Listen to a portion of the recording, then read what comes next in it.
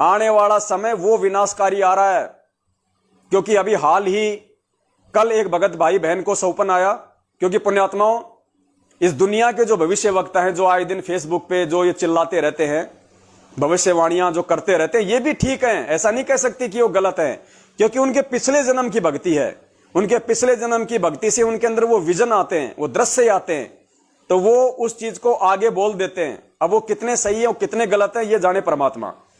लेकिन जो परमात्मा के शरण में आ गए, जो बंदी छोड़ के जो बच्चे हो गए और जो मर्यादा में रह के भक्ति कर रहे, जिनके पिछले जन्म के संस्कार अच्छे हैं, पुण्यात्माओं, उनको आगामी परिस्थितियों के लिए जो विजन आएगा, वो आप सही भविष्य वक्ता मान लेना, वो वैसा ही होगा। और आज पूज्य गुरुदेव जी संकेत ही करेंगे, ध्यान रखना, परमात्मा इशारा ही करेंगे। परमात्मा किसी को निमित्त बना के ही आप तक सूचना पहुंचाएगा कि बेटे आने वाले समय में क्या होने वाला है और किस प्रकार से तुम्हें कितना सावधान होना है। तो परमेश्वर ने अपने एक भगत को, अपने एक बच्चे को एक विजन दिया, और कल उस भगत भाई ने दास के पास में ये चीज भेजी और कहा कि भगत जी, आपने जो पिछले लाइव में जो साध संगति और 5वें यज्ञ का जो जिक्र किया है, मुझे परमात्मा काफी दिनों से वो मतलब विजन दे रहे हैं कि बेटा ये जो संगत में मौतें हो रही है, ये 5वां यज्ञ धर्म यज्ञ ना होने से हो रही हैं, और धर्म यज्ञ शुरू किए जाएं। उसके बाद भगत जी आपने ये लाइव साध संगति में जिक्र कर दिया परमात्मा की दया से।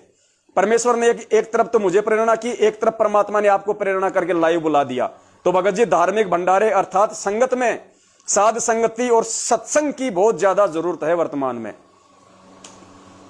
तो उसके लिए उन्होंने मुझे एक अपना जो दृष्टांत है, उनको जो सौंपन आया कल या परसों, उन्होंने मुझे भेजा मैसेज लिख के।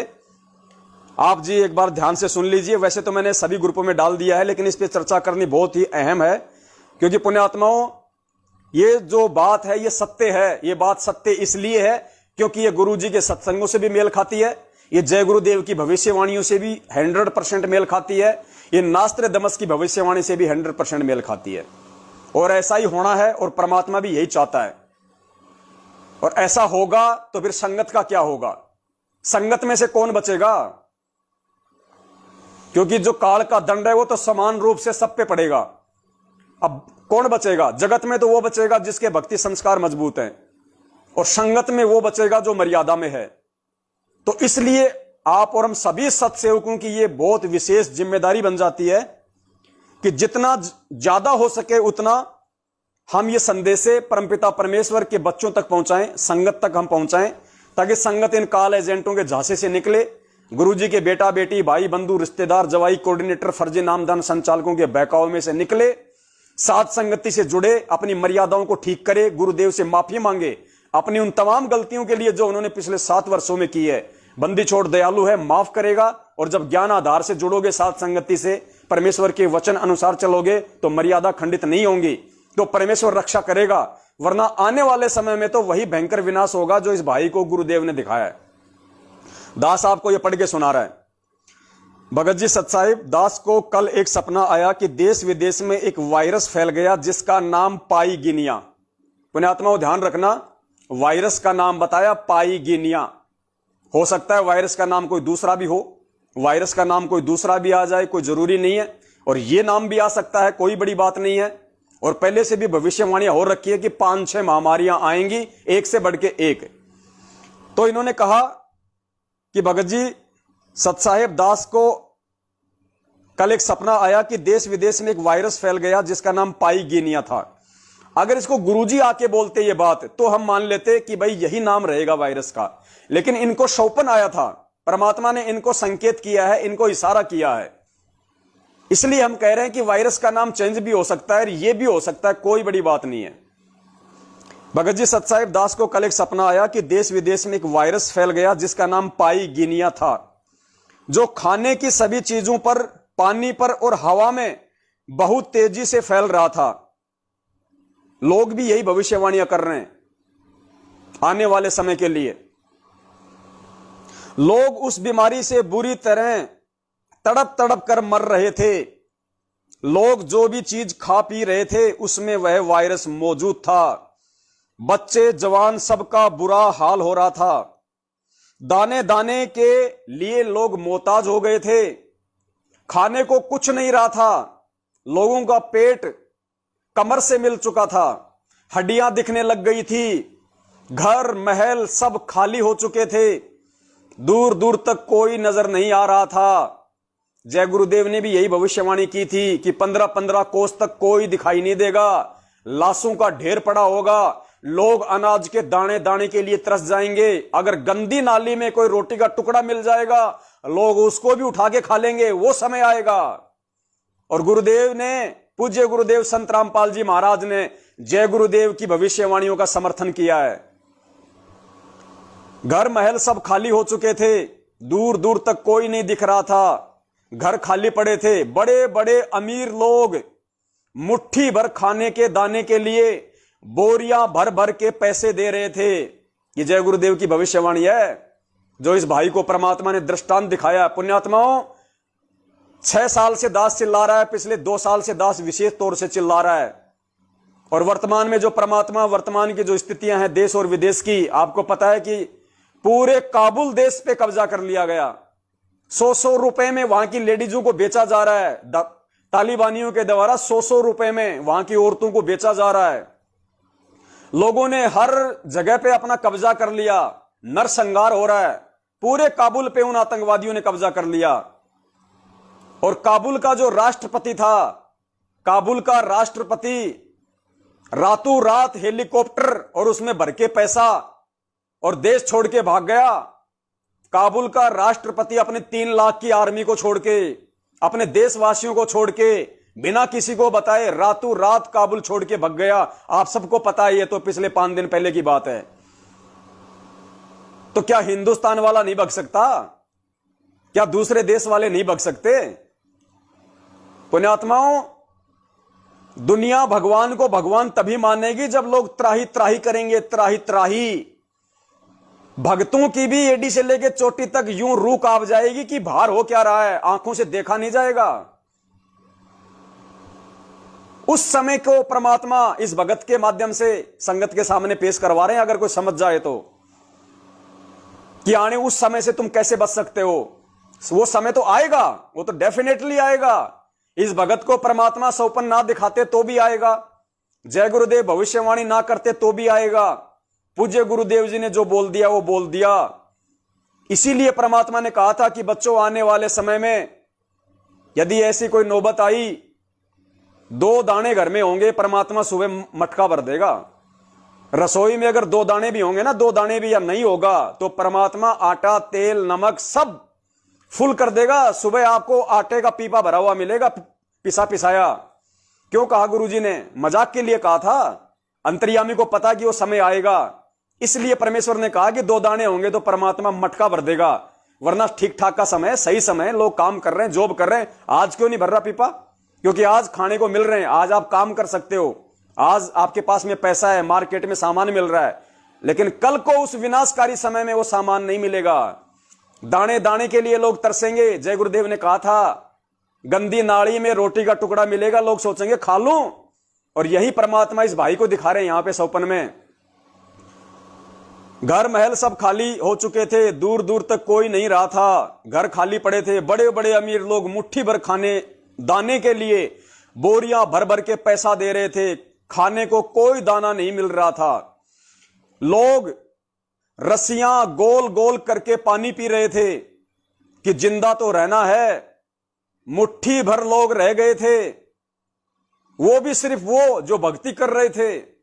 मुट्ठी भर लोग जिंदा रहे, कौन? जो भक्ति कर रहे थे। और पुण्यात्माओं, इस न्यू वर्ल्ड ऑर्डर का जो सिस्टम है आप सबको पता है, क्लियर हो चुका है। उस काल भगवान, उस शैतान की प्रेरणा से ये जितने भी सरकारें चल रही हैं देश विदेश की, इन सब ने एक एजेंडा बना रखा है कि पूरे विश्व की जो 8 अरब जनसंख्या है उसमें से केवल 100 करोड़ लोग ही रहने चाहिए। मात्र 100 करोड़, 1% लोग बस। तो वो इतनी अरबों की जनसंख्या कैसे समाप्त होगी? वो काल भगवान करवाएगा नए नए तरीकों से। अब देखना, प्रकृति के साथ में जो खिलवाड़ किया गया है, और प्रकृति तो छोड़ो, बहुत छोटी चीज है, परमेश्वर के साथ जो खिलवाड़ किया गया है। हमें पूज्य गुरुदेव जी ने सेऊ सम्मन की जो कहानी बताई, उसका मतलब क्या था?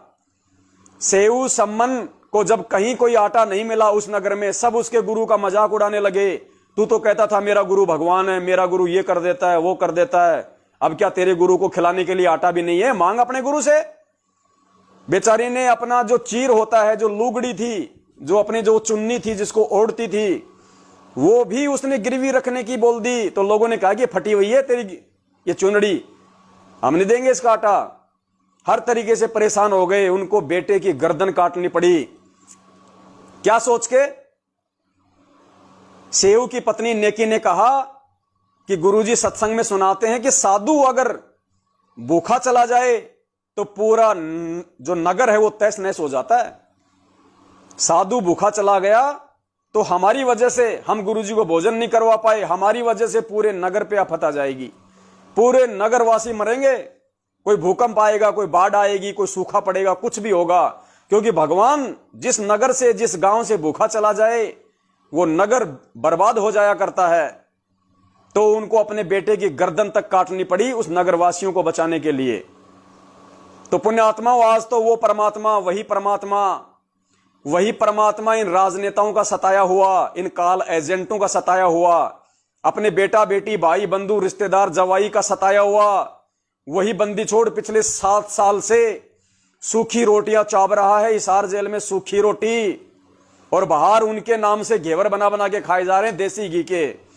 बाहर उनके नाम से अपने 36 बिरादरी वाले भाई बहनों को देसी घी के बूंदिए खिलाए जा रहे हैं, उसी के संगत से पैसा वसूल करके। और संगत को डराया जा रहा है कि गुरुजी का आदेश है भंडारा नहीं करना, और उसी संगत के पैसों से जगत वालों को देसी घी के हलवे और भंडारे करवाए जा रहे हैं। तो इस धरती का विनाश नहीं होगा तो क्या होगा? इस संगत का विनाश नहीं होगा तो क्या होगा? और जगत वालों का तो विनाश होया पड़ा है। उन्होंने तो गुरुजी को कभी उस दृष्टि से देखा ही नहीं, वो तो गालियां निकालते रहे, देशद्रोह का मुकदमा लगा दिया, किसी ने सच्चाई जानने की कोशिश नहीं की, उम्र कैद करके जेल में डाल दिया।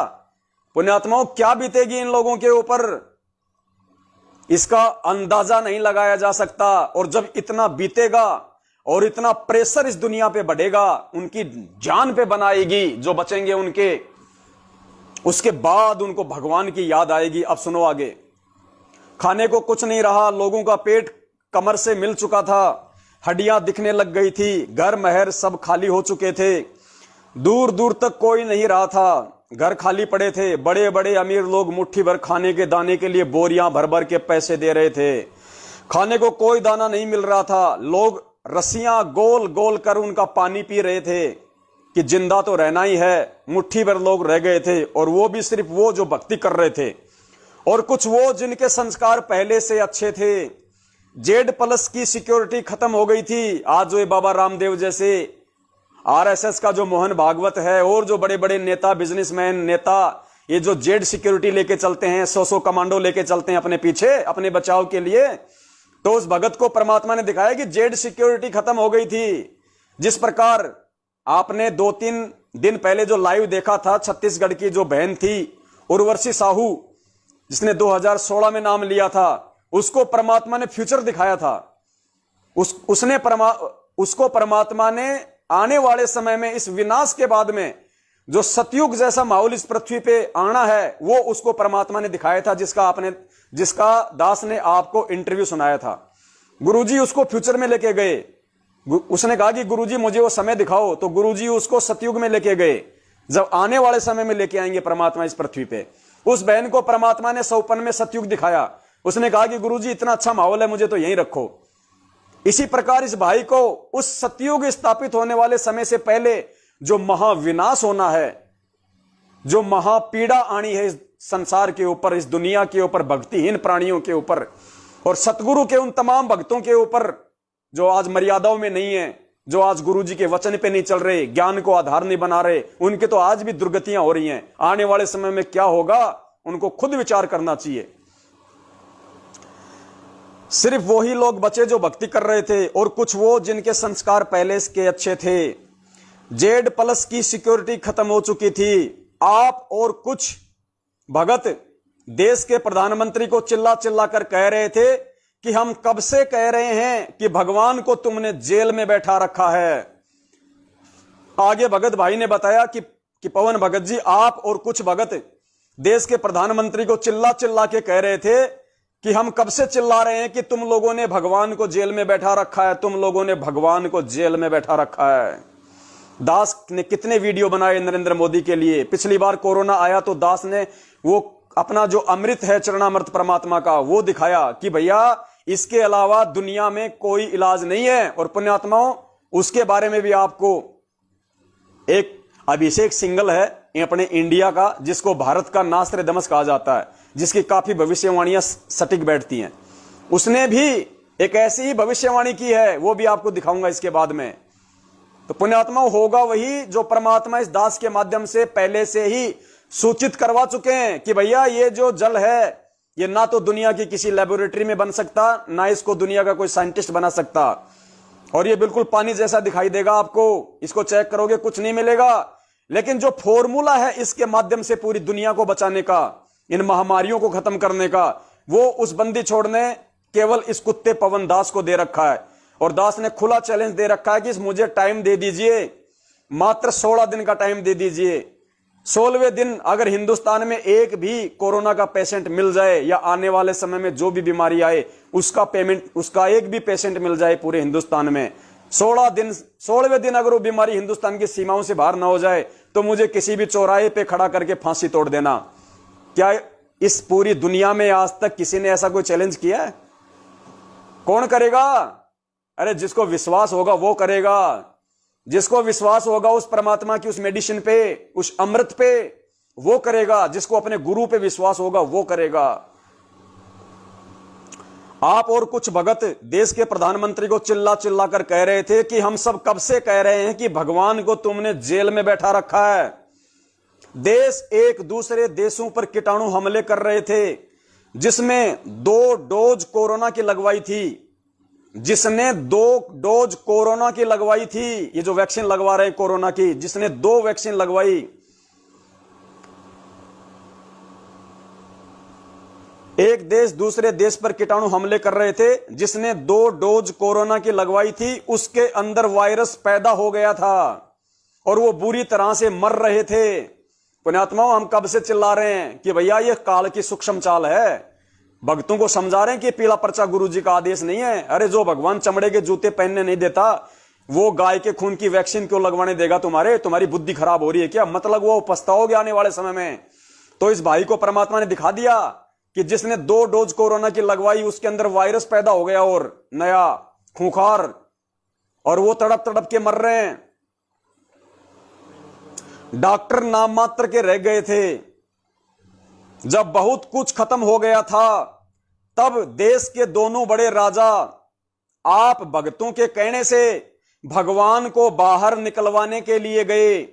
भगत जी, ये इतना गंदा सपना था कि सब कुछ शब्दों में बयान नहीं कर सकता। सत साहिब जय हो बंदी छोड़ की। उसके बाद भाई ने कहा कि आप और कुछ भगत उन मूर्ख नेताओं को पकड़ के हिसार जेल में लेके गए, उनको समझा के, और फिर वहां गए भगवान के आगे, फिर रोए, फिर वो गिड़गिड़ाए।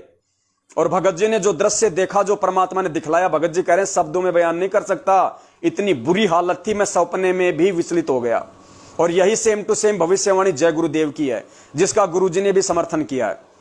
और गुरुजी ने तो पहले कह दिया कि रूस है, चीन है, ये नास्तिक देश है और नास्तिक देशों का हमेशा नाश हुआ करता है, लेकिन अछूता भारत भी नहीं रहेगा। क्योंकि गुरुजी के साथ में ज्यादतियां भारत वालों ने की है, गुरुजी के साथ में बदसलूकी भारत देश वालों ने की है। तो यहां भयंकर तांडव होगा और यहीं से शुरुआत होगी फिर हर चीज की। तो पुण्यात्माओं, इसलिए परम पिता परमेश्वर सतगुरु रामपाल जी महाराज उन तमाम आत्माओं को सौपन में दर्शन दे रहे हैं, उनको इशारे कर रहे हैं, किसी किसी को मुसदास के रूप में उनको संकेत कर रहे हैं। उस संकेत के 2 ही तरह के हैं। सबसे पहले तो आपकी परीक्षा कि आपके एक भगत और भगवान के प्रति क्या सोच है। दूसरा, परमात्मा यह संकेत कर रहे हैं मुसदास का रूप दिखा दिखा के, या मुसदास के रूप में कोई सौपन दिखा के, कि बेटा मेरा आशीर्वाद है उसके साथ में और साथ संगति से जुड़े रहो। अरे मैं किसी को तो निमित्त बनाऊंगा, मैं तो जेल में बैठा हूं, शरीर रूप में तो आ नहीं सकता बाहर में, वरना फिर लोग कहेंगे ये तो बाबा है, ये तो चमत्कारी है, ये तो जादूगर है, ये तो भगलीगर है, लोग मेरे से वैसे दूर हो जाएंगे, तुम भी दूर हो जाओगे। तो मैं किसी न किसी को तो निमित्त बनाऊंगा तुम्हारे को संदेशा देने के लिए। तो मैंने उस 2 कौड़ी के कुत्ते पवन दास को खड़ा कर रखा है। मेरे ज्ञान से तुम तुलना करो, वो जो बोल रहा है, वो जो भोंक रहा है, और साथ संगति से जुड़े रहो। साथ संगति से जुड़ने का मतलब है कि मर्यादाओं में रहोगे। आने वाले समय की आपत्तियों से तुम्हें आगाह करता रहेगा, तुम्हें क्या बचाव का रास्ता है वो बताता रहेगा। तुम्हारे मन में जो खरपरवाह, जो शंकाएं आएंगी, उनका समाधान होता रहेगा। तुम्हारे अंदर मेरे प्रति वो भाव, दृढ़ता बनी रहेगी, भक्ति और भगवान के प्रति विश्वास बना रहेगा, तो तुम डगमग नहीं होगे। आने वाले समय में जो आपत्ति आएंगी तुम उनमें डरोगे नहीं, घबराओगे नहीं। तुम्हारे को एक विश्वास रहेगा कि हम तो परमपिता परमेश्वर के बच्चे हैं। हम तो अपने भाई पवन दास के जो साध संगति का जो कार्यक्रम है, और उन्होंने जिस प्रकार से हमें बताया, जैसा उसको गुरुजी ने प्रेरणा की कि बेटा ये कैसे बच सकते हैं, क्या बचाव का साधन है, कौन कौन सी वो क्रियाएं हैं, कौन कौन से वो धार्मिक वो यज्ञ हैं। तो पुण्यात्माओं, परमात्मा जैसे जैसे दास को प्रेरणा करते जाते हैं, दास तो आप जी के साथ में भोगता रहता है और सारे तरीके परमात्मा निकालता है। परमात्मा को मालूम है कि आने वाले समय में क्या होने वाला है और भक्तों को किस प्रकार से वो क्रिया करनी है। तो इन्हीं मैनेजमेंट वालों के माध्यम से ही परमात्मा ने सारे काम करवा दिए। कमला बहन के प्रति इनके मन में जो खरपतवार आई, नेपाल के स्टेट कोऑर्डिनेटरों ने कमला बहन के प्रति शिकायत की यहां पे गुरुजी की बेटी मंजू को, कि वो जो नेपाल की जो कमला है वो तो संत रामपाल जी महाराज जी को भोग लगाती है देसी घी के हलवे का। इसकी शिकायत करो। शिकायत की गई, ऑडियो निकाली गई। ऑडियो से ही परमात्मा ने संगत में जगह जगह भंडारे अब वो भोग लगाने शुरू करवा दिए, क्योंकि वो परमात्मा ने वो करवाना था। तो परमात्मा ने दास को फिर निमित्त बनाया, वीडियो बना, और परमात्मा ने पूरी संगत में संदेशा दिया कि बच्चों, जो भगवान तुम्हें बचा सकता है, जो भगवान तुम्हारा उद्धार कर सकता है, नालायकों, उसी का तो भोग लगाओगे। अरे कागज की फोटो को भोग लगाओ, फिर तो तुम्हारे मेरे जगत वालों में क्या अंतर हो गया। तुम कागज की फोटो को भोग लगाओ जो आज है ही नहीं इस धरती पे, वो दाढ़ी मूछ वाला वो रूप आज है ही नहीं, और तुम कागज को भोग लगा रहे हो। फिर तो वो पत्थरों को भोग लगा रहे हैं, रामकृष्ण ब्रह्मा विष्णु महेश देवी दुर्गा को भोग लगा रहे हैं दुनिया वाले, तुम कागज को और वो पत्थरों को। फिर क्या अंतर हो गया तुम्हारे में और उनमें। अरे मैं जिंदा कबीर बैठा हुआ हूं तुम्हारे सामने सतगुरु रूप में। नालायकों, मेरे से सत्संग सुन रहे हो, मेरे से आशीर्वाद ले रहे हो, मेरे से मोक्ष की उम्मीद कर रहे हो, मेरे से ज्ञान लिया, मेरे से मंत्र लिया, मेरे से समाधान लिया, मेरे सत्संगों के माध्यम से, और तुम मुझे भोग नहीं लगा रहे, मुझे भगवान नहीं मान रहे, तो कैसे बचोगे? कौन बचाएगा फिर और तुम्हें? वो कागज की फोटो बचाए तो उसको भोग लगाओ, वो पत्थरों के भगवान बचाए तो उनको भोग लगाओ। तो पुण्यात्माओं, पिछले 1-1.5 साल से तो बहन नेपाल में भोग लगा रही थी, पिछले 2 साल से पवनदास भोग लगा रहा है, और अब जैसे ही परमात्मा की आत्माओं को मालूम पड़ा कि भैया 42 मिनट की भोग की आरती जो यूट्यूब पे है, हमारी जो नित्य नियम जो पुस्तक है उसमें लिखी हुई है, संध्या आरती के बाद में भोग की आरती, भोग लगाने की विधि, और सिंपल तरीके से लगाना है। सप्ताह में 1 बार या महीने में 1 बार या महीने में 2 बार, जैसे भी आपका समय मिले, आपकी स्थिति है, जितने भी आपके परिवार के मेंबर हैं, थोड़ा बहुत हलवा प्रसाद बनाया देसी घी का, थोड़ा अपना जो भी अपना जो खाना दाना बनाते हो रोज कितना अपना वो बनाया, पानी का एक शुद्ध लिया गिलास एक थाली में रखा, ऊपर से कोई साफ कपड़ा ढका, गुरुदेव के दरबार के आगे रखा, 42 मिनट की आरती ऑडियो या वीडियो में अपने मोबाइल में, लैपटॉप में, अपने जैसे भी लगाई, गुरु जी के आगे बैठ के अपनी 42 मिनट की आरती की। उसके बाद अपना भोग प्रसाद खाया, भंडारा लिया, गुरु जी का सत्संग सुना, हो गया भोग। अरे साधु भूखा भाव का, धन का भूखा ना है, गुरुजी तो भाव के भूखे हैं। गुरुजी ये तो देखना चाह रहे हैं कि ये नालायक मुझे परमात्मा मान पाए कि नहीं मान पाए, या अभी भी ये कागज की फोटो को भगवान मान रहे हैं, या इनको विश्वास है कि नहीं है कि वही कबीर आज मेरा गुरु है, वही कागज की फोटो वाला जो 650 साल पहले आया था, आज वो मेरे गुरु के रूप में आ गया। तो इनको कहां विश्वास है? कहते हैं जो जाकी शरणा बसे ताको ताकी लाज। अगर ये फोटो को भगवान मान रहे हैं तो फोटो तो बचानी आएगी नहीं इनको, तो कैसे इनको बचाया जाए, कैसे इनको समझाया जाए? तो परमेश्वर ने साथ संगति का ये रास्ता चुना और परमेश्वर ने संदेशा दिलाया, अगर बचना है आने वाले समय की विनाशकारी परिस्थितियों से, और यदि जाना है सतलोक, तो आपने संत रामपाल जी महाराज को ही परमात्मा मानना पड़ेगा, साहिब मानना पड़ेगा, भगवान मानना पड़ेगा। ये जुबान से नहीं, दिल से मानना पड़ेगा। और ये भोग लगाने की जो विधि है वो ये साबित करेगी कि आप अपने गुरु को परमात्मा मानते हो। आप कागज की फोटो पे डिपेंड नहीं हो, आप अपने जिंदा कबीर संत रामपाल जी महाराज जी को भगवान मानते हो। तो अब परमात्मा को कुछ दोगे तो ही तो परमात्मा तुम्हें देगा।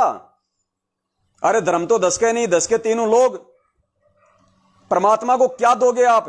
भाव दोगे, श्रद्धा दोगे, परमात्मा को अपना समर्पण दोगे, परमात्मा को भोग लगाओगे, यही तो दोगे ना परमात्मा को। ये दे रहे हो तुम कागज की फोटो को, तो कागज की फोटो तुम्हारा बचाव नहीं करने वाली। इसलिए परमात्मा ने संगत को चेताया, जगाया कि नालायको जागो। 27 साल से बोल रहा हूं, सत्संग कर रहा हूं, रातों को जाग जाग के, और कैसे समझाऊं? क्या मुंह से बोलूंगा तब समझोगे कि मैं कौन हूं? और मुंह से बोल के समझाया तो तुम नालायकों को पिछली पीढ़ी में जन्म देने का मतलब क्या है? तुमको शिक्षा देने का मतलब क्या है? ऊपर से सात संगत दी मैंने चलवा दी 1 साल से, फिर तुम्हारा फायदा क्या हुआ? तो पुण्यात्माओं, जिस भाई की जैसी श्रद्धा हो, जिसको जैसा समय मिले, महीने में 1 बार, महीने में 2 बार, या सप्ताह में 1 बार, संडे को या जैसे भी, गुरुजी को हलवा का भोग लगाओ। जैसी आपकी श्रद्धा है, भले रोटी का भोग लगाओ मालिक को, लेकिन बड़े प्यार से गुरुजी को भगवान समझ के लगाओ। 42 मिनट की भोग की आरती यूट्यूब पे मिल जाएगी, आपको ढूंढ लेना। भोग की आरती जो 42 मिनट की हो उसी को लेना, वो खाली भोग की आरती है, पाठ प्रकाश की आरती नहीं लेनी हमने। बहुत सारे भगत भाई बहन है, वो अनजाने में जो भोग लगाते हैं गुरुजी को, तो अनजाने में उनसे एक वो शब्द निकल जाता है, एक वो है कि मारे होया पाठ प्रकाश बधाई में बांटूंगी। तो भाई ये नहीं बोलना, क्योंकि ये पाठ प्रकाश की है, हमने ये नहीं बोलनी। लास्ट में हमने यही बोलना है जो शब्द उसमें है, आज लग्या साहेब को भोग दीन के टुकड़े पानी का, कोई जगह पुरबला भाग, ये वाली, बस उसके बाद वो समाप्त है। तो 42 मिनट की यूट्यूब पे जाना, सर्च करना, वो केवल उतनी ही है। तो उसी से हमने आरती करनी है, 42 मिनट की आरती के साथ। उसके बाद बंदी छोड़ने दया की, ये जो ये घेवर बनाने का जो आ गया सिस्टम नया, इन्होंने जो हरियाणा में जो तीज मनाई है, क्योंकि तीज एक त्योहार है, और उस तीज वाले त्योहार के दिन घेवर बनाए जाते हैं। मार्केट में भी घेवर बिकते हैं, गोल गोल होते हैं, मैदा के बनते हैं, सूखे बनते हैं, फिर उनको चाशनी में डुबोया जाता है जलेबी की तरह, वो खाते हैं। तो ये तो नालायक है मैनेजमेंट वाले, तो इन्होंने तो अपनी परंपराओं का निर्वाह करना, ये कोई भगत तो है नहीं, तो इन्होंने मौका देख लिया, नाम ले दिया सेवादारों का, और तीज वाले दिन इन्होंने सिंहपुरा आश्रम में 35-35 किलो के घेवर उतार दिए, उन परंपराओं का बोझ अपने ऊपर लाद लिया। तो पुण्यात्माओं, हमने ये गलतियां नहीं करनी। और परमात्मा ने दया की, जब भक्तों ने इनकी पूंछ दबाई कि भैया घेवर किस खुशी में, किसकी मां मर गई, अरे किसकी पत्नी भग गई, किस खुशी में घेवर मनाए जा रहे हैं, तो इनको इतना पीछा किया, इतना पीछा किया, इनको अंत में ऑडियो निकालनी पड़ी। अंत में ऑडियो निकालनी पड़ी कि गुरुजी, वो गुरुद्रोही फोन कर रहे हैं बार बार और कह रहे हैं कि घेवर किस खुशी में बनाए। तो दया हो गई बंदी छोड़ की, उधर से कह दिया गया कि खुशी क्या होती है, कभी भी बनाओ, कभी भी खाओ, कोई भी खा सकता है। तो आदेश मिल गया। आदेश तो खैर हमारे पास तो ज्ञान आधार से है ही, हम तो पहले से ही बना रहे हैं, खा रहे हैं, ऐसी बात नहीं है। पहले से ही परमात्मा साथ संगति करवा रहे थे, पहले मेरठ में करवा रहे थे, जयपुर में थी, ये तो खूब मना करते थे मैनेजमेंट वाले, तो भंडारे का आदेश नहीं है, हम तो ज्ञान आधार से चल रहे थे ना। लेकिन अब उन लोगों के लिए भी छूट मिल गई, उनका भी वो भ्रम निवारण हो गया जो उस ऑडियो को गुरुजी की ऑडियो बोलते हैं। अरे तो तुम्हारे गुरुजी ने कह दिया भैया उस ऑडियो के माध्यम से कि कोई भी खाओ बनाओ, तो जो परमात्मा घेवर बनाने के लिए मना नहीं कर रहा, जो परमात्मा मिठाई बना के खाने के लिए मना नहीं कर रहा, वो परमात्मा सत्संग में जो भगत आएंगे सत्संग सुनने, उनको भंडारा करने से क्यों मना करेगा? ये भंडारे तो इन नालायकों ने मना कर रखे हैं अपने धार्मिक धंधे के लिए, ताकि भगत लोग आवे, सत्संग सुने, सूखा दान पात्र में डालें, इनके ऊपर कोई खर्चा ना करना पड़े, इनको कोई भंडारा वंडारा ना खिलाना पड़े, वो खर्चा ना हो किसी प्रकार का, बस सूखे पैसे हमारे पास आए। इसलिए इन नालायकों ने काल प्रेरणा से गुरुजी का आदेश लेके संगत में भंडारे बंद करवा रखे हैं। और इसी भंडारे बंद करवाने के चलते संगत का 5वां यज्ञ बंद हो गया, धार्मिक यज्ञ, धर्म यज्ञ। अरे पहला यज्ञ ज्ञान का, दूसरा यज्ञ ध्यान। तो ज्ञान होता है गुरुजी का सत्संग, ध्यान होता है ध्यान से सुनना। तीसरा यज्ञ है हवन, तो ज्योति हम कर रहे हैं अपने घर में। चौथा है प्रणाम यज्ञ, तो हम दंडोत भी कर रहे हैं। 5वां है धर्म यज्ञ, तो धर्म यज्ञ नहीं हो रहा। पहले गुरुजी आश्रम में थे, हम वहां जाते थे, वहां हम गुरुजी को दान देते थे, जो भी पैसा देते थे उससे सब भक्तों का भंडारा होता था, हमारा धर्म यज्ञ हो रहा था, धार्मिक यज्ञ हो रहा था। अब हमारा 5वां यज्ञ नहीं हो रहा पिछले 7 साल से। सत्सेवक तो कर रहे हैं इसलिए फूल की तरह, लेकिन मैनेजमेंट वाले नहीं कर रहे, उनके झांसे में आके बाकी संगत नहीं कर रही तो देख लो किस तरीके से कैर टूटे हुए हैं। कोरोना में हजारों मर गए, आए दिन मर रहा है, कोई एक्सीडेंट हो रहा है, कोई बीमार हो रहा है। नेपाल का कोई कोऑर्डिनेटर है वो अकाल मौत मर रहा है, हॉस्पिटलों में दम तोड़ रहे हैं इनके कोऑर्डिनेटर। इनके जम्मू का जो कोऑर्डिनेटर है वो बेमौत मरा, इनका एक सूरत का कोऑर्डिनेटर है वो बेमौत मरा। सूरत का कोऑर्डिनेटर क्या नाम था उसका, कानजी भाई था, कानू भाई था, भगत बताते हैं उसने ब्याज पे पैसे दे रखे थे लोगों को। बताओ, कोऑर्डिनेटर तो इनके ब्याज पे पैसे देते हैं, और ब्याज के पैसे मांगने गए तो झगड़ा हो गया, सामने वाले ने मारा सिर में लठ, कानू भाई वहीं गिर गए। तो इनके कोऑर्डिनेटरों की ये हाल हो रही है, उल्टे मार्ग पे चलने के कारण, मैनेजमेंट को ही अपना गुरु मानने के कारण, पीले पर्चे को ही अपना गुरु मानने के कारण, धर्म यज्ञ ना करने के कारण, गुरु जी की मर्यादाओं को तोड़ के घर पे बैठने के कारण। तो पुण्यात्माओं, हमने गलती नहीं करनी, परमात्मा इसीलिए संदेश दिलवा रहे हैं। और ये जो मैसेज जो है अपना आज का जो वीडियो है, सबसे ऊपर दास ने लिखा है www.शंकासमाधान.com। आप सभी अपना नाम गांव पता उसमें जरूर डालना, ताकि कोई भी भगत अगर कोई भंडारा करे, कोई समागम करे, तो उसको मालूम पड़े कि मेरे जिले में कौन कौन भगत हैं, उनको सूचित किया जा सके। और जो भगत भाई बहन भंडारा करे कहीं भी, तो भैया एक बार अगर आप जी उचित समझें तो मेरी ये निवेदन है, मेरी ये प्रार्थना है, अगर मेरा नंबर नहीं लगे तो मधु बहन है, अपने कजोड़ जी हैं, आप उनसे सलाह जरूर ले लें। गलती ना हो जाए कोई, देखो आप करो अपने स्तर पे, हमें कोई दिक्कत नहीं है, लेकिन गलती अगर जरा सी भी हो गई तो परमात्मा लाभ नहीं देगा, उल्टा नुकसान होना शुरू हो जाएगा। तो एक बार सलाह जरूर कर लें कि भगत जी परमात्मा हमारे अंदर ये प्रेरणा कर रहे हैं और हम इस तरीके से यहां पे करना चाहते हैं, तो भगत जी क्या सिस्टम करें, किस तरीके से करें, तो भगत जी आपको समझा देंगे। तो जहां भी समागम रखो, जहां भी सत्संग रखो, जितने भी भगत भाई बहन आवे, तो दास ने आपको बता दिया था कल कि भगत जी जहां तक हो सके रात का रखना सत्संग, शनिवार का रखना, शनिवार को सत्संग रखना, शनिवार को रात को 8 बजे भगत उसमें वहां पे पूज्य गुरुदेव जी को भोग लगेगा, और 8 बजे से पहले पहले हलवा भी बन जाना चाहिए, 8 बजे से पहले पहले भंडारा भी तैयार हो जाना चाहिए। उसके बाद कुछ नहीं, और सब भक्तों को सूचित कर देना कि भगत जी 8 बजे गुरु जी को भोग लगेगा। तो शनिवार को 8 बजे तक जिसने आना होगा आ जाएगा, 8 बजे आ जाए, अपना कोई टेंट वांट का जैसा भी सिस्टम है अपना वो कर लेना, हल्का फुल्का नीचे कोई मैट वगैरह कोई टेंट हाउस से ले आना। 8 बजे गुरुदेव को 42 मिनट की भोग की आरती के साथ में भोग लगेगा। उसके बाद में सबको जो है हलवा प्रसाद दिया जाए, सबको भंडारा करवाया जाए। 10 बजे तक आप जी फ्री हो जाओ, खाना वाना खा के भोग वाग लगा के। 10 बजे तक जो छोटे बच्चे हैं वो भी सो जाएंगे, आपको कोई डिस्टर्ब नहीं करेगा। रात का ठंडा मौसम रहेगा, घंटा 2 घंटा गुरु जी का सत्संग सुनो।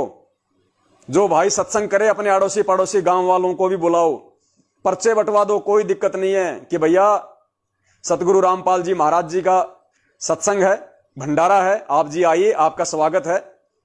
इस तरीके से स्टैंड पे पर्चे उर्चे बंटवाओ, उनको टाइम बता दो कि 8 बजे का भोग है, आप जी भोग में होइए शामिल, और उसके बाद में फिर भंडारा है। तो 8 बजे भोग लगा दो, 10 बजे तक खाना वाना फ्री करो। 10 से 11 या 12 2 घंटे का गुरु जी का सत्संग सुन लो, 1 घंटा सुन लो। 10 से 11 1 घंटे का गुरु जी का सत्संग रख लो, और 11 बजे के बाद में रात तुम्हारी है, चाय बनाए जाओ, पिए जाओ, परमात्मा की चर्चा किए जाओ। मुझदास की वीडियो मत चलाना, वहां पे वीडियो देखने हैं मुझदास के तो अपने मोबाइल पे देखना, उस समागम के बाद में देखना। वहां पे केवल गुरु जी की चर्चा, वहां पे केवल संगत में घटित हो रही घटनाओं की चर्चा, सच्चाई की घटना जो चर्चा, कि हम कैसे हम बच सकते हैं, कैसे ये संदेश ज्यादा से ज्यादा भगत भाई बहनों तक पहुंचाए जा सकते हैं, इन बातों की ही ज्यादा होनी चाहिए वहां पे चर्चा। इन बातों को लेके हमने डिस्कस करना है, संगत को कैसे जागरूक किया जाए, गुरुजी की महिमा, गुरुजी का गुणगान, हरि चर्चा, साध संगति, शंकाओं का समाधान करो अपने आपस में बैठ के गुरुजी के ज्ञान आधार से। और बड़े प्यार से परमात्मा को यह नजर आना चाहिए कि एक तरफ तो मैनेजमेंट वाले भी ड्रामा कर रहे थे, और अब देखो मेरे बच्चे अंदर से आत्मीयता से जो प्यार और जो प्रेम से जो समागम कर रहे हैं और मुझ परमेश्वर को भोग लगा रहे हैं। और जब परमेश्वर को भोग लगेगा तो पुण्यात्मा वहां पे दाढ़ी मूछ वाली फोटो नहीं होनी चाहिए, केवल अकेले पूज्य गुरुदेव जी की, और पूरी फोटो होनी चाहिए परमात्मा की। परमात्मा के चरणों से लेके ऊपर तक पूरी फोटो होनी चाहिए। दंडवत करने के लिए भक्तों को जगह होनी चाहिए वहां आराम से, साफ सफाई बिल्कुल अच्छे तरीके से, क्योंकि हमारा इष्ट एक ही है और कोई नहीं है। जो कबीर परमेश्वर है वही सतगुरु रूप में आया हुआ है, वही हमारा इष्ट है, वही हमारा गुरु है। और उसके अलावा हमने किसी में कोई आस्था नहीं रखनी है, ना मुनिंद्र में, ना सतसुकृत में, ना कबीर में। जो फोटो हम देखते हैं उसमें नहीं रखनी, बाकी तो खुद कबीर अपना गुरु, अपने गुरु जी खुद ही कबीर हैं। लेकिन वो जो 650 साल पहले वाली फोटो है वो अपने लिए कोई महत्व की नहीं है। आज वर्तमान वाली फोटो अपने लिए महत्व रखेगी। आज उस फोटो को देखेंगे वर्तमान वाली को तो भी हमें गुरुजी याद आएंगे, हमें गुरुजी ही याद आएंगे। और परमात्मा की वाणी है कि कबीरा दर्शन साधु का, मुख पे बसे सुहाग, और दर्शन उन्हीं को होते हैं जिनके पूर्ण भाग। तो गुरुजी के तो फोटो देखेंगे तो भी हमें पुण्य मिलेगा, क्योंकि वो असली संत है, पूर्ण संत है, परमात्मा है। तो ये साध संगति के जो कार्यक्रम है, सत्संगों के जो कार्यक्रम है, ये इस तरीके से आप जी रखो। शनिवार को रखो, पूरी रात आपकी है, अगला दिन संडे छुट्टी है, किसी को कोई जल्दबाजी भी नहीं होगी, ना किसी को कोई भागने की जल्दबाजी होगी। सुबह अपना आराम से उठो, अपना फ्रेश हो, मालिक का नित्य नियम लगाओ, जिसने मंत्र करना अपना मंत्र करो। 8 बजे चाहो तो परमात्मा को फिर से हलवा प्रसाद का भोग लगा दो। सुबह 5 बजे उठ के 2-3 भाई बहन माताएं हलवा बना लो। 8 बजे परमात्मा को फिर नहा धो के अपना बंदी छोड़ को भोग लगा दो।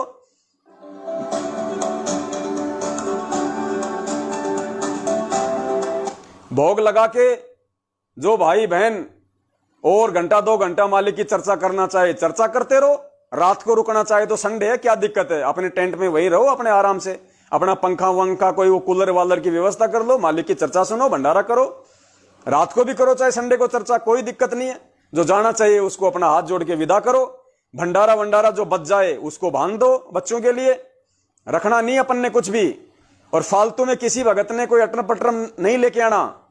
गलती से जो भगत भाई बहन कोई फल फ्रूट ले आवे, कोई मिठाई ले आवे, तो ध्यान रखना मिठाई अगर डालडा घी की है तो गुरुजी को भोग नहीं लगाना और ना भगतों में बांटना। और भगत को बोल देना, भगत जी आगे से आपने गलती नहीं करनी है, ना तो कोई मिठाई लेके आनी है, ना कोई फल फ्रूट लेके आने। यहां जो परमात्मा जो बनवा रहे हैं वही अपने लिए ठीक है, क्योंकि फालतू में फिर आज वो लाएगा, फिर कल दूसरा लाएगा, फिर कल को सभी लाने लग जाएंगे, तो फिर भंडारा खाओगे और मिठाइयां खाते रहोगे।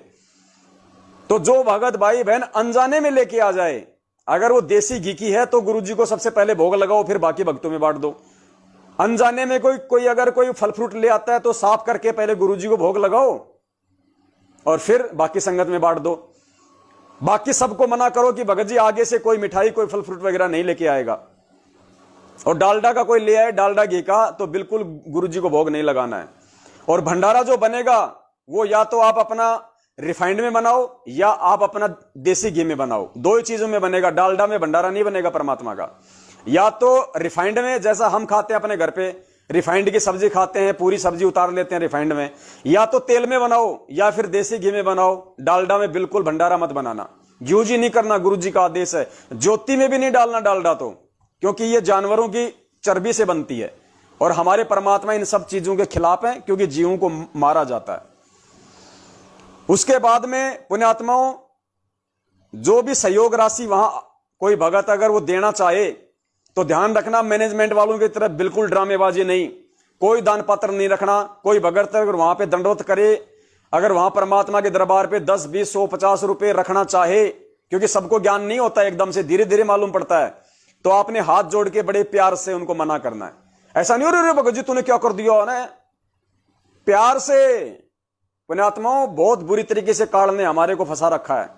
प्यार से उसने रख दिया, कोई दिक्कत नहीं, दंडवत कर रहा उसको करने दो। दंडवत करके उठे तो प्यार से समझाओ कि भगत जी देखो ये काम तो मैनेजमेंट वालों के, भाई आपकी श्रद्धा आपके भाव है, कोई दिक्कत नहीं, सेवा आपसे ली जाएगी, अभी आप अपनी जेब में रखो, अभी अपना परमात्मा का भोग लगेगा, भंडारा होगा, सत्संग होगा, चर्चा करेंगे रात को, और सुबह जब जाओगे तो पूरा खर्चा यहां सबके सामने निकाल के रखेंगे कि Bhagat ji total A to Z ये खर्चा हुआ है। उसमें सबका सहयोग बनता है, क्योंकि वो धर्म यज्ञ है ना, सबको उसमें सहयोग करना है। तो मान लीजिए 5,000 रुपए का खर्चा आया तो पुण्यात्माओं, आपने 5,000 रुपए ही लेने हैं संगत से। अगर भगत भाई दे रहे हैं अपनी खुशी से, तो बस उनके लिखते जाओ लिखते जाओ। जब आपके 5,000 रुपए पूरे हो जाएं और पीछे भगत खड़े हैं लिखवाने के लिए, मना कर दो, नहीं लेने। यह भी सोच के नहीं लेना कि अगले भंडारे में काम आ जाएंगे, वरना फिर परमात्मा मेहर नहीं करेगा। फिर परमात्मा सोचेगा इन नालायकों को आगे का तो विश्वास ही नहीं है कि आगे परमात्मा देगा कि नहीं देगा, ये तो आगे की तैयारी करने लग गए। उस भाई को हाथ जोड़ के मना कर दो कि भगत जी आपकी सेवा फिर कभी लगेगी, फिर कभी परमात्मा दया करेंगे, फिर कभी कोई समागम होगा, आपकी सेवा भगत जी आगे लगेगी। मैनेजमेंट वालों की तरह नहीं कि ले लो, लूट लो, खा लो, गाड़ी का डीजल भरना है, मकान किराया देना है, ये करना है, वो करना है, पवन दास को ठोकने के लिए जाना है, ये अपने को नहीं करना। आपका खर्चा आ गया सब संगत के सामने, क्योंकि हम भगत भाई बहन है, कोई छुप के काम नहीं होगा, तभी परमात्मा दया करेंगे, वरना उल्टा नुकसान होगा, ध्यान रखियो। 5,000 रुपए का खर्चा हुआ संगत से, अगर 5,000 रुपए आ रहे हैं तो केवल उतने लेने, बाकी भाइयों को हाथ जोड़ के प्यार से मना करो कि भगत जी आप आ गए, आपने यहां पे सेवा की, परमात्मा के आपने सत्संग सुने, ये अपन धर्म यज्ञ में शामिल हो गए, हमारी सबकी सेवा लग गई, बराबर लग गई, कोई दिक्कत नहीं, आपकी सेवा परमात्मा फिर कभी किसी सत्संग में। और वो भगत भाई आपको जबरदस्ती भी करे कि नहीं भगत जी रख लो, 500 तो रख लो, 100 तो रख लो।